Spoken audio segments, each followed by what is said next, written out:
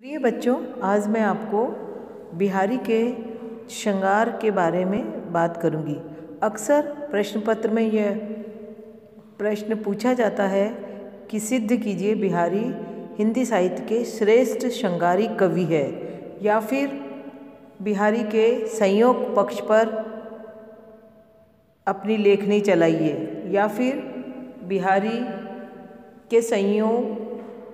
बिहारी ने संयोग और वियोग श्रृंगार में किस में ज़्यादा सफलता हासिल की है, सिद्ध कीजिए। सभी प्रश्नों के उत्तर लगभग एक समान है और वही मैं आपको बता रही हूँ। तो बच्चों देखिए बिहारी का श्रृंगार वर्णन। बिहारी ने अपने काव्य में श्रृंगार के दोनों पक्षों संयोग और वियोग का चित्रण किया है, पर उन्हें विशेष सफलता संयोग श्रृंगार में ही मिली है। जैसा कि आपको पता है, श्रृंगार एक रस का नाम है। 9 रस में से एक सबसे पहला रस श्रृंगार रस है, जिसका स्थायी भाव रति होता है। हर कवि किसी न किसी रस को अपने काव्य में मुख्य स्थान प्रदान करता है, और बिहारी ने अपने काव्य में श्रृंगार रस को प्रधानता दी है। तो उनके श्रृंगार के भी बच्चों 2 पक्ष होते हैं, संयोग और वियोग। तो यह कहा गया है कि बिहारी ने अपने काव्य में संयोग श्रृंगार को ज़्यादा प्रधानता दी है। बिहारी श्रृंगारी कवि थे।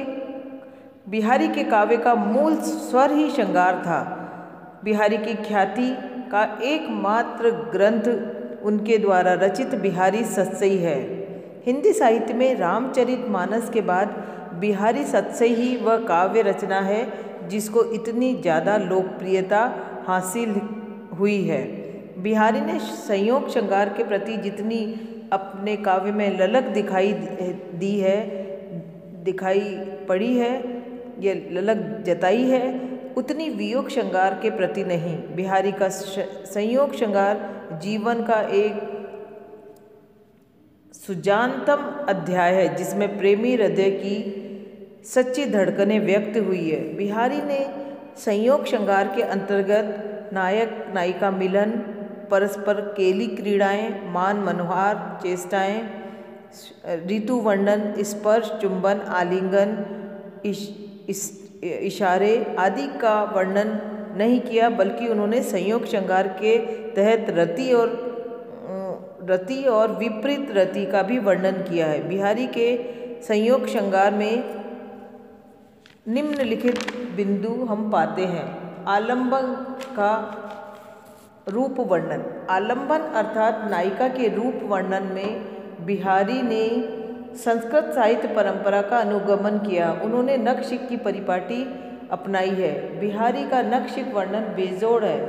नखशिख के अंतर्गत बिहारी ने नायिका के नयन, नासिका, कपोल, गाल, चुंबन, डिठोना, कूच, कटी, जंघा, कुंभी, केश, पगतल, एड़ी आदि के अतिरिक्त वेणी, टीका, बिंदी, पायल इत्यादि का वर्णन किया, जो अभूतपूर्व है। इस प्रकार आलंबन में रूप वर्णन बिहारी ने अपने काव्य में किया है।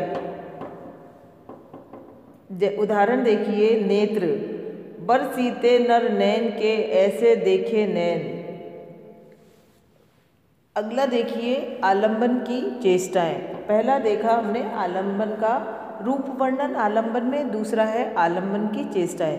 आलंबन की चेष्टाओं के वर्णन में बिहारी ने अपनी मौलिक प्रतिमा का परिचय दिया है। बिहारी ने प्रेम को चौगान का खेल कहा है, और उनका मन इस खेल में खूब रमा है। प्रेम क्रीड़ाओं में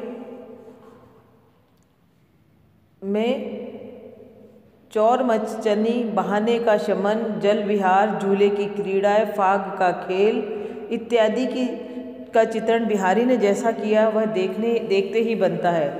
देखिए, प्रीतम द्रग मीचत तिया, पानी परस सुख पाए। यहाँ नायिका आँख मिचोली के खेल में नायक के हाथ के स्पर्श का सुख पाने के बहाने नायक को पहचान कर भी न पहचानने का जो नाटक करती है, वह लाजवाब है। प्रेम की ऐसी चेष्टाओं का कोई अंत नहीं। बिहारी की विशेषता है कि वे जहाँ किसी को सौंदर्य की स्थिति में देखते हैं उसी क्षण उस चित्र को अपनी लेखनी द्वारा उतारकर पाठकों के समक्ष प्रस्तुत कर देते हैं और पाठक घनीभूत हो उठता है। अगला देखिए, आलम्बन का क्रियाकलाप। इस दृष्टि से बिहारी समूचे हिंदी साहित्य में अपना सानी नहीं रखते। आलम्बन के क्रियाकलापों के अंतर्गत बिहारी ने दाम्पत्य कीड़ा, आँखों आँखों का मिलना, घूंघट की ओट में चोट करना, पारस्परिक छेड़छाड़, चुंबन, आलिंगन, संभोग इत्यादि का जैसा चित्रण किया है अन्य किसी ने नहीं किया। पर्दे की पीछे की बातों को साहित्यता के आवरण में डालकर बिहारी ने जैसा प्रस्तुतिकरण किया है उससे सहृदय पाठक का मन अनायास ही गुदगुदा उठता है। आलम्बन के क्रियाकलापों के वर्णन में बिहारी कहीं नायक द्वारा भरे भवन में नायिका से रति की प्रार्थना और फिर नायिका के ढेर सारे भावों का वर्णन करते हुए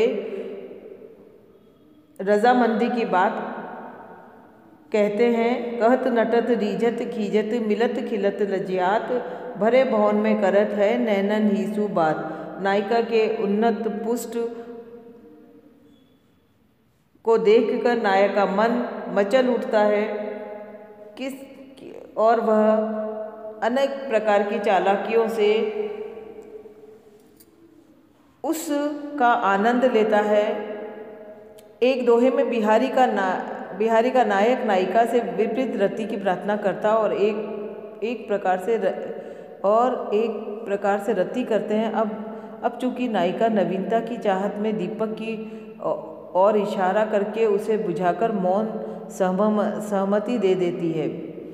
विनती रति विपरीत की करी परसी पिए पाए हंसी अनबोले ही दियो उतरू दियो बुझाए बताए उत्तर दियो बताए।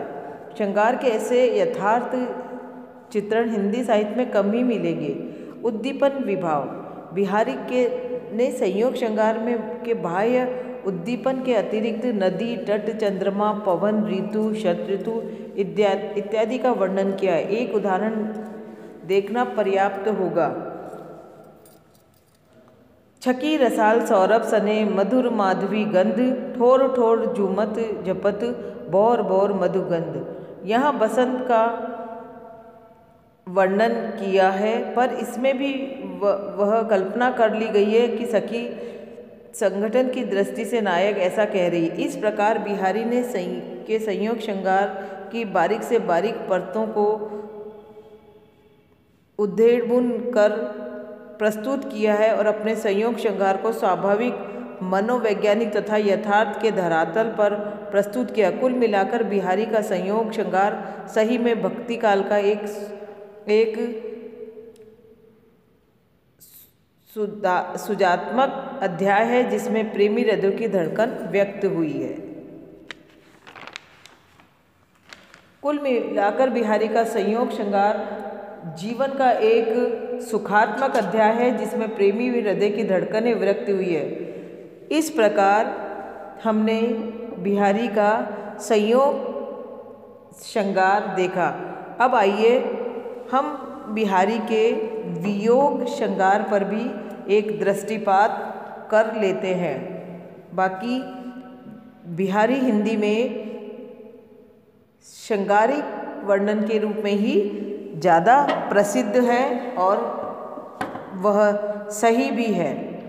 इस प्रकार बिहारी ने अपने काव्य में नाना दो लाइन के छोटे छोटे दोहों से नाना प्रकार की रति क्रीड़ाओं को बेझिझक प्रस्तुत किया है जो श्रृंगार के दृष्टि से सही है। कई लोग कहते हैं कि बिहारी ने श्रृंगार की